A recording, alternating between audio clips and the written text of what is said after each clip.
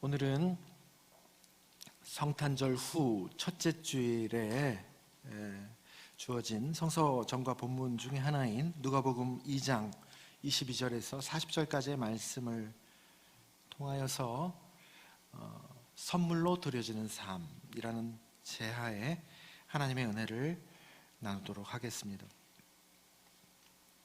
오늘 본문은 예수님이 태어나시고 출애굽기와 레위기를 통해서 하나님이 주신 율법에 따라서 정결 예식을 하러 예루살렘 성전으로 그 예수님의 가족 마리아와 요셉, 아기 예수님이 올라가는 장면입니다. 레위기 12장에 보면 아이가 이제 세상에 나오면 부모와 아이와의 관계가 형성이 되죠. 뱃속에 있을 때도 그렇지만 아빠, 엄마 이렇게 관계가, 부모와 아이와의 관계가 생깁니다. 그런데 하나님의 백성들은 원래 사람은 이렇게 세상에 나오면 부모와 아이만 관계합니까?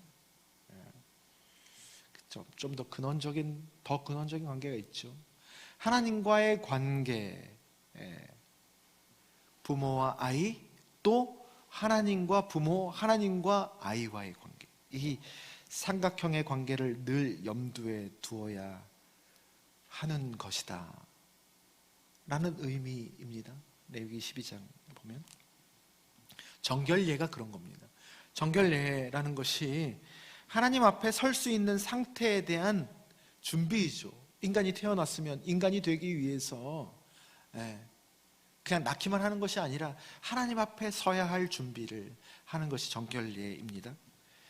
인간이 죄성을 가지고 있다는 그 실존, 그걸 부정할 수 없습니다. 그 현실은 부정하지 않으면서 그럼에도 불구하고 하나님 앞에 설 수 있고 하나님과 감히 언감생심 하나님과 관계할 수 있는 엄청난 은혜를 누릴 수 있는 귀한 존재임을 선언한 것이라 볼 수 있습니다. 죄성을 인정하면서도 죄성 너머에 있는 신성을 담은 인간의 모습을 선언한 것이 바로 이 정결례 의식에 담겨져 있는 깊은 의미라고 볼 수 있습니다. 그래서 아이를 낳고 7일이 지나면 8일째 할례를 받아서 이 애가 하나님께 구별된 자라는 사실을 몸에다가 새기는 겁니다. 평생 잊지 않도록. 산모도 마찬가지로 그때 정결례를 거치고 7일은 그렇게 아이와 함께 아예 7일 전까지는 아무하고도 접촉할 수 없고 이후에 33일, 산모는 33일은 성소나 성물에 접촉할 수 없는 기간으로 총 며칠입니까? 7일하고 33일? 총 40일을 조심해야 합니다. 어떻게 보면 40일이라는 것이 준비기간으로 많이 사용되어오는 숫자일 수입니다. 예수님께서 광야에서 40일을 시험 받으시고 그리고 공생을 시작하셨고 그리고 우리가 부활을 맞이하기 위해서 사순절 40일의 시간을 준비하잖아요. 그렇게 40일을 준비 기간을 거치는, 정결례의 기간을 거치는 겁니다. 산모는 이런 것들을 보면 하나님 앞에 가기 참 이렇게 복잡하고 빡빡하다라는 느낌을 받을 수는 있겠지만 여러분, 여기에는 두 가지 의미가 양면이 있습니다. 죄성을 가진 인간은 자기의 그 죄성이라는 실존을 늘 처절하게 인식하면서 하나님과의 관계를 진지하고 치열하게 해야 한다는 의미가 거기 있겠죠. 그래서 함부로 아무렇게나 완전히 푹 퍼져가지고 편하게 하나님을 만날 수는 없는 겁니다. 준비 작업이 필요합니다. 성경 곳곳에 있습니다. 우리에게 늘 등불이 필요한 거죠. 기름이 필요한 거죠. 예복이 필요한 거죠. 준비가 필요한 거예요. 준비가 하나님 만나기 위해. 성찬도 마찬가지입니다. 성찬도 준비가 필요한 거예요. 주님을 받기 위해서는. 예배도 마찬가지입니다. 우리가 그냥 드릴 수는 없는 거예요. 준비가 필요합니다. 우리의 준비가. 그래서 우리의 정직하고도 진지한 준비가 하나님 관계에 있어서는 필요하다라는 메시지가 거기 들어 있습니다. 그러면 우리가 하는 것은 준비고 나머지는 하나님이 알아서 하시는 거예요. 기도도요, 우리가 기도하는 게 아니에요. 우리는 준비 기도를 하는 거예요. 그럼 엄밀히 말해서 기도는 누가 하시는 겁니까? 성령께서 내 안에 말할 수 없는 탄식으로 그분이 나를 이끌고 가는 거예요. 하나님이 하시는 겁니다. 우리의 모든 일, 하나님과의 만남은. 그런 의미에서는 우리가 좀 철저하게, 좀 빡빡하게 준비를 해야 하는 것이죠. 그런 의미가 담겨져 있습니다. 율법에는, 정결례 의식에는. 그런데 그것만 있는 게 아닙니다. 또 하나는 우리 친데레 같은, 어떻게 보면 하나님께서 그 빡빡한 규정 속에, 명령 속에 우리를 향한 깊은 배려가 들어있습니다. 안식일을 주시는 메시지의 양면과 비슷한 메커니즘입니다. 주일도 마찬가지죠. 성수의 개념이 있지 않습니까? 하나님 앞에 서기 위해서는 우리가 지키는 겁니다. 거룩하게 지키는 겁니다.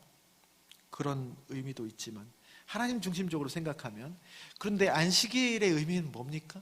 또 거기에 담겨져 있는, 하나님의 이름으로라도 좀 쉬어야지, 그래야 살지. 니들이 계속 일중족 돼가지고 더 많이 생산하고 더 많이 벌어들이려고 하다 보면 너 죽어. 마음도 잃어버리고 살아야지. 좀 쉬면서. 그거를 명령하신 겁니다. 그래야 쉬니까. 물질의 일에 중독되어 살면 자기는 없어지고 기능만 남아. 그런 것으로부터 우리를 보호하시는 의미가 성수 안에 담겨져 있는 겁니다. 산모랑 아이가 충분히 격리되어서 몸도 좀 풀고 다른 이들을 만날 준비도 할 만한 시간을 벌어주는 의미가 있습니다. 7일 동안 산모와 아이가, 40일 동안 산모 건드리지 말아라 라는 얘기입니다. 다시 말하면 이런 하나님의 율법에 뭐가 흐르고 있는 거예요? 하나님과 우리와의 관계, 사랑, 또 사람과 사람과의 사랑, 사랑이, 하나님의 깊은 사랑이 흐르고 있는 겁니다. 예를 들면 제 아이들 어렸을 때 이제 몇 개월 안 지났어요. 이렇게 아기띠 하고 안고 있는데 어떤 젊은 자매 한 명이 이제 다가와가지고 아이를 보면서 아이고 이뻐라 그러면서 입 주변에다가 뽀뽀를 하려고 그러는 거예요. 기겁을 하는 거죠. 마음은 알죠. 이뻐서 그러는 거.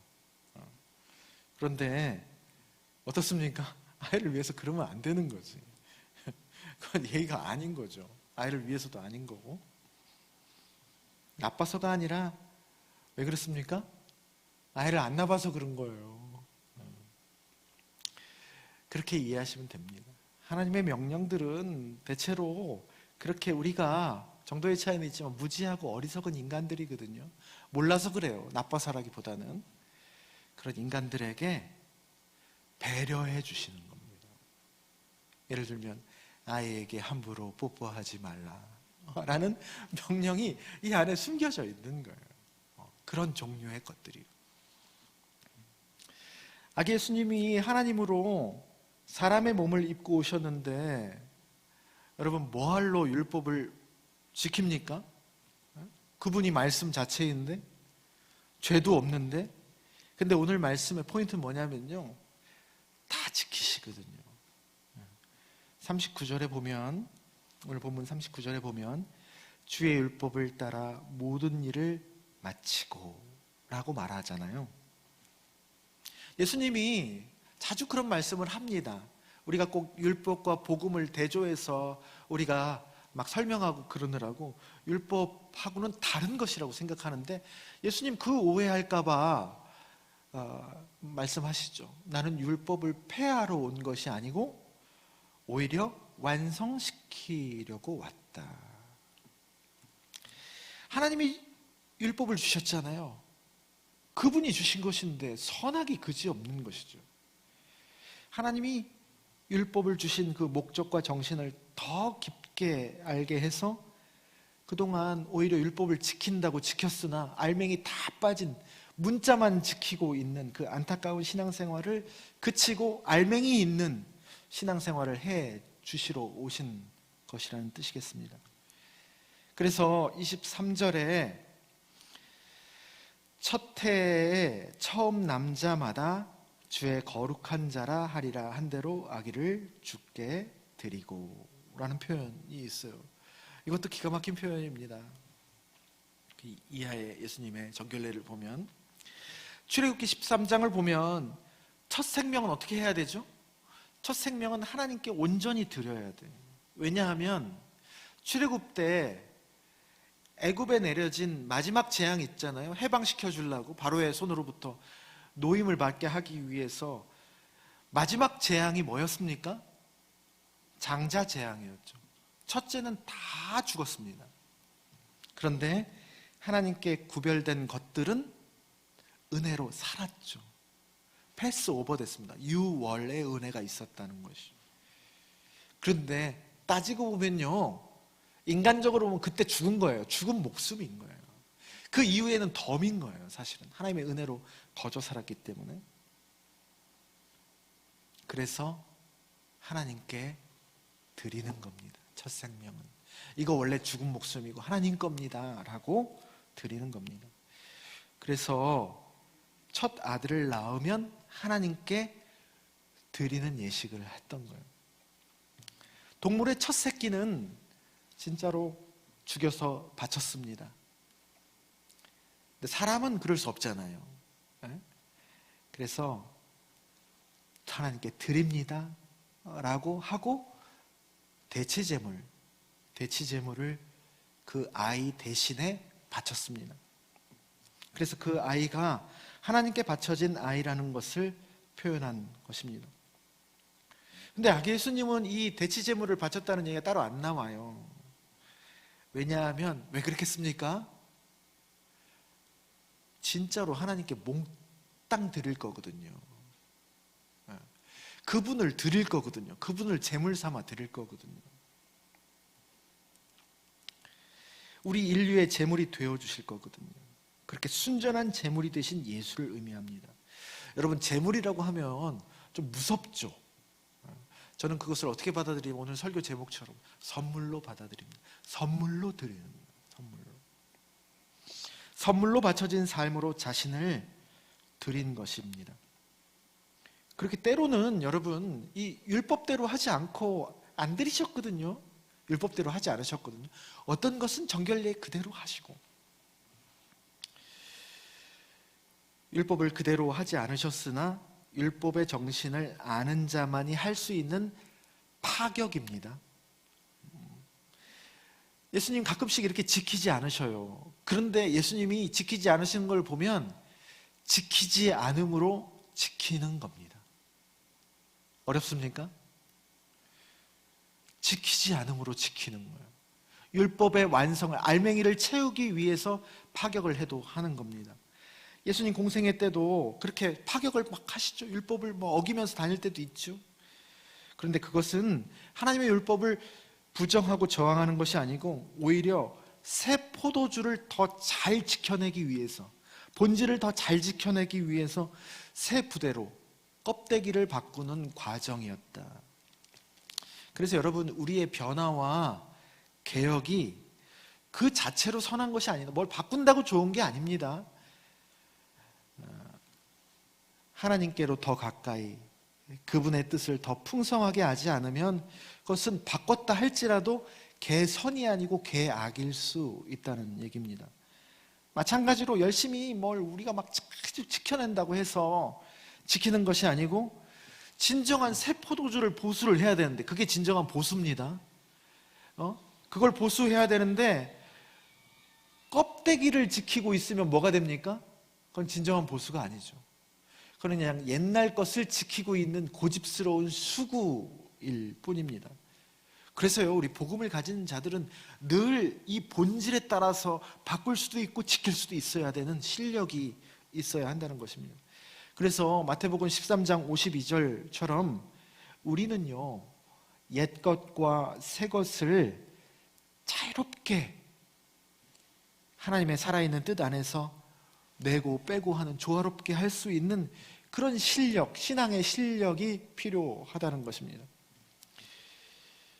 그리고 24절 산모 마리아의 정결례가 나오는데요, 아이를 낳은 산모에 대한 속죄제와 번제를 드려야 하는 규례가 또한 레위기 12장에 나오는데, 속죄제는 그러니까 산모를 정결하게 하는 거예요.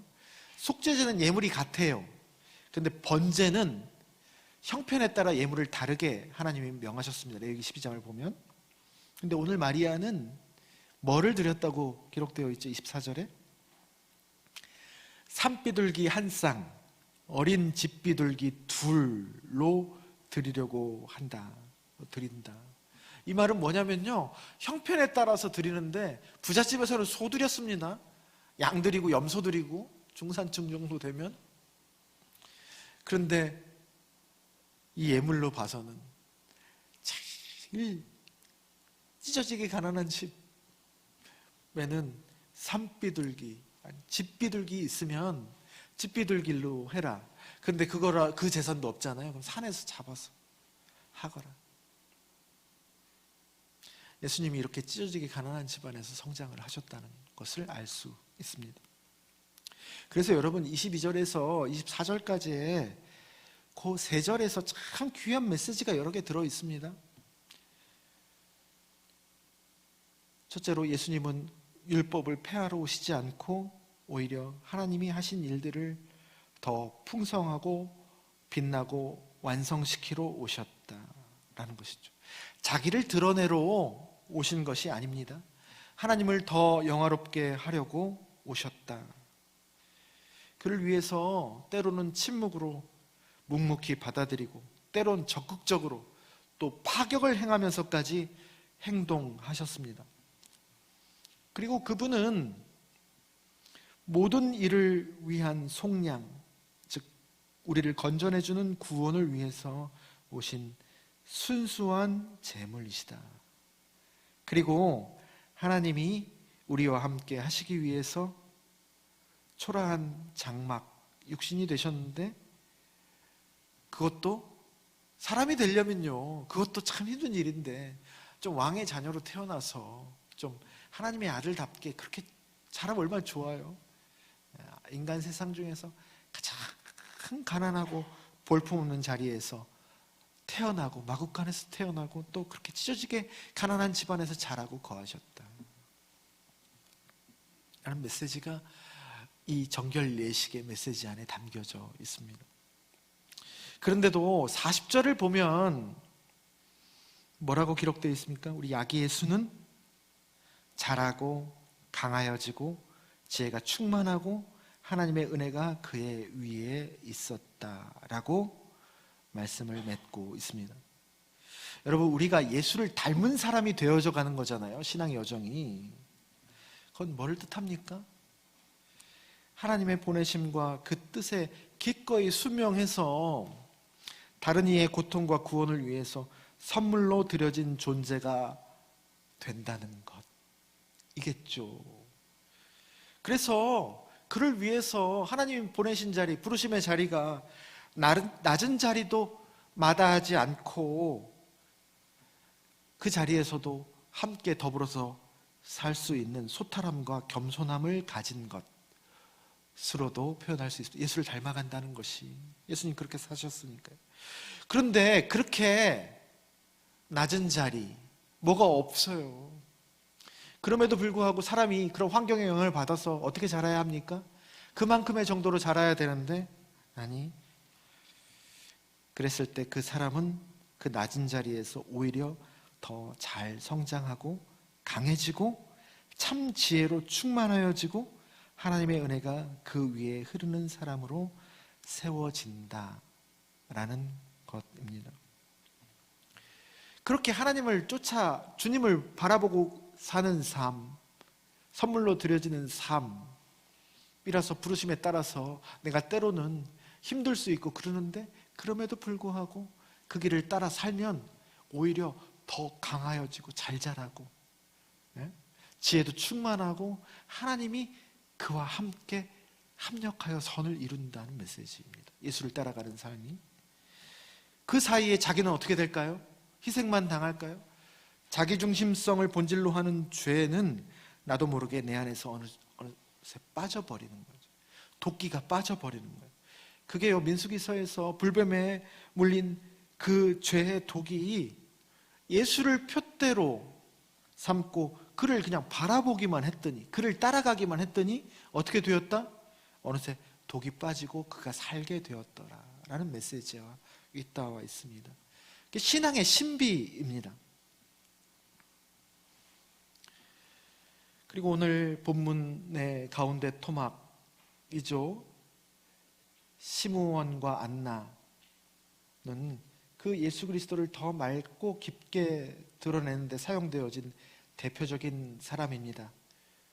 그러나 사실 오늘 본문의 중심 메시지는 아닙니다. 가운데 토막이라도 항상 모든 말씀의 중심 메시지는 예수 그리스도가 어떠한가가 모든 말씀의 중심 메시지입니다. 그래도 시므온과 안나 어떻습니까? 여러분, 성탄절 시즌에서 우리가 자주 읽는 본문이긴 하지만 읽을 때마다 어떻습니까? 아름답기는 합니다. 그 두 분의 삶이, 고백이. 이 두 분이 참 잘했던 분이죠. 근데 잘한 것이 있다면 무엇입니까? 무엇이 중요한 줄을 알고 일생을 거기에 우선순위를 두었다는 겁니다. 다시 말하면 포커싱을 잘하고 내가 할 수 있는 일이 아니니 그분의 오심을 내가 막 잡아 끄는 게 아니고 그분의 오심을 묵묵히 소망으로 기다린 겁니다. 아까 준비 얘기를 했죠? 준비가 된 사람들이었습니다. 시몬과 안나가 대단한 사람들이 아니잖아요. 사실 오늘 본문에도 25절에 시몬에 대해서 뭐라고 기록하고 있습니까? 의롭고 경건하여서 하나님의 위로를 기다리는 자라고만 기록되어 있습니다. 그 렘브란트의 그림 오늘 안 보여드릴 텐데, 렘브란트의 그 그림을 보면 그냥 이렇게 노인이에요. 노인. 시몬 아기 예수를 들고 축복하는 장면을 보면, 안나의 일생은 어떻습니까? 안나의 일생은 좀 더 구체적으로 기록되어 있죠. 시몬보다. 결혼한 후 7년을 남편하고 살다가 글쎄 과부가 되어서 그 후에 84년을 살았습니다. 그 후에 84년을 살았다고 해석할 수도 있고 같이 포함해서 지금 84세라고 해석할 수도 있습니다. 그러니까 최소 84세에서 103세, 104세가 되었다는 뜻입니다. 고생하다가 그 나이가 되었다는 것이에요. 여러분, 꼭 아기 예수를 알아볼 법한 사람에게 아기 예수를 볼 수 있는 안목과 지혜가 있는 것이 아니라 몇몇 이름 없는 여인네들에게 예수님 부활의 첫 모습을 누구에게 보여줬습니까? 12지세도 아닙니다. 이름도 빛도 없는 여인네들에게 먼저 보여주셨듯이 그렇게 누구도 예상하지 못한 사람에게 아기 예수를 볼 수 있는 눈과 지혜가 임한 것이죠. 시므온과 안나가 그동안 열심히 노력해서 그랬습니까? 열심히 했다면 하나님을 갈망하고 하나님의 것들을 받아들일 준비를 열심히 했던 겁니다. 기능적이지가 않아요. 그냥 기다리기만 했던 거예요. 기도만 했던 거예요. 저는 이 시므온과 안나의 본문을 볼 때마다 그동안 교회에서 보아왔던 그 노 집사님들, 노 권사님들이 많이 떠오릅니다. 우리 교회에서도 그런 어르신 집사님들, 권사님들 계시잖아요. 저에게 그러시거든요. 그 분들 중에 교회가 힘든 거 다 알고 그러시면서 저한테 안타까워서 말씀을 해주십니다. 교회가 이렇게 어려울 때 목사님 나는 도움도 안 되고 죄송해요 라는데 저는 그분들에게서 안나와 시므온을 봅니다.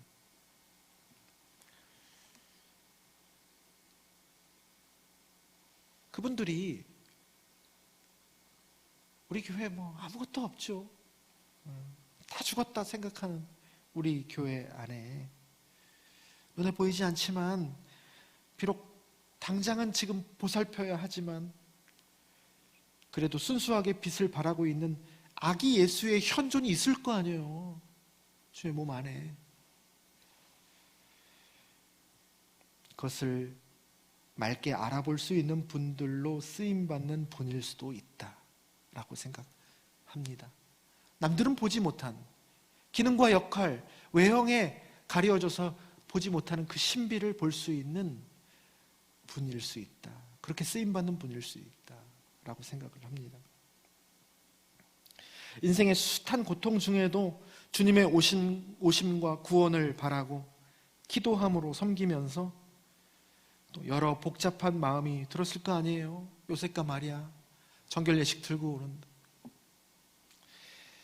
그 첫 출발의 자리에서 성령의 감동으로 나아와서 그들에게 세상이 줄 수 없는 위로와 힘을 전달하는 역할을 또 하십니다. 이 또한 선물로 드려진 아름다운 삶이죠. 교회는 여러분 그래서 하나님께 쓰임받아서 여러 가지 보이는 기능 또 교회를 실제로 돌아가게 하는 일들로 섬기고 쓰임받는 분들도 분명 있어야 하지만 이렇게 보이지 않는 부분에서 교회를 교회되게 하는 것으로 쓰임받는 분들도 있어야 하고 그분들을 귀하게 알아볼 수 있는 공동체적인 실력이 있어야 한다고 저는 생각을 합니다. 제가 이전에 전도사 때 사역하는 교회에서 이러고도 무슨 교회냐 할 때가 있었거든요. 그래서 막 사표도 막 내고 그랬었어요. 근데 기도하는데 그 교회에서 묵묵하게 늘 저 구석자리에서 기도하고 사람들이 이렇게 다독거리고 하는 노 권사님이 떠올랐습니다. 물론 뭐 교회가 잘못된 건 잘못된 거고 썩은 건 썩은 거지. 그럼에도 불구하고 교회가 아닌 건 아니다. 왜 그렇습니까? 그런 분들이 있기 때문이에요. 그런 분들이. 하나님을 순수하게 바라고 그 위에 하나님이 계시는 한 그 교회는 하나님의 교회입니다. 우리 교회에 여러분 그런 분들이 좀 많았으면 좋겠습니다. 또 그런 분들이 귀하게 여김을 받았으면 좋겠습니다. 사랑하는 낮은동산교회 성도 여러분, 2023년 이제 마지막 주일이죠. 내년에는 더 좋은 삶, 더 좋은 공동체가 되었으면 좋겠습니다. 아멘이십니까? 근데 어떤 게 좋은 거죠? 좋은 삶, 좋은 교회가 돼야 돼. 어떤 게 좋은 거죠? 우리가 교회 아닙니까? 우리가 그리스도인 아닙니까? 좋다라는 의미가 좀 달라야죠. 좀 깊어야죠. 좀 아름다워야죠. 하나님이 누구이신가? 그리고 그를 보이게 역사 속으로 드러내신 예수 그리스도가 누구이신가를 더 깊고 풍성하게 알아가고 그렇게 알아간 만큼 매력을 느끼잖아요. 매력을 느끼는 과정입니다. 우리가 하나님을 알아간다는 과정은 그분의 매력을 느끼는 거예요. 예수 그리스도의 매력을. 그 매력을 안 만큼 어떻게 됩니까? 더 뜨겁게 사랑하는 거예요. 누가 뭐라고 해도. 그렇게 더 뜨겁게 사랑할수록 어떻게 됩니까? 여러분 사랑 안 해보셨습니까? 뜨겁게 사랑하면 어떻게 되죠? 사랑이 밥 먹여주냐? 그런 숱한 주위의 조언에도 불구하고 야반도주 하는 거예요. 그게 제자도입니다. 뜨겁게 사랑한 만큼 주님을 어느 곳에라도 기꺼이 따르는 겁니다. 그게 제자도입니다. 그분을 그렇게 사랑으로 더 기꺼이 따라가며 닮아가는 것이 더 좋아진다라는 의미 아닐까 싶습니다. 그래서 우리가 좀 느리더라도 하나님의 시간에 맞추어서 자연스럽게, 그렇지만 하나님이 주시는 멋스러움과 아름다움이 배어나는 그런 사람들, 또 그런 교회로 성장해 가기를 주님의 이름으로 축원합니다.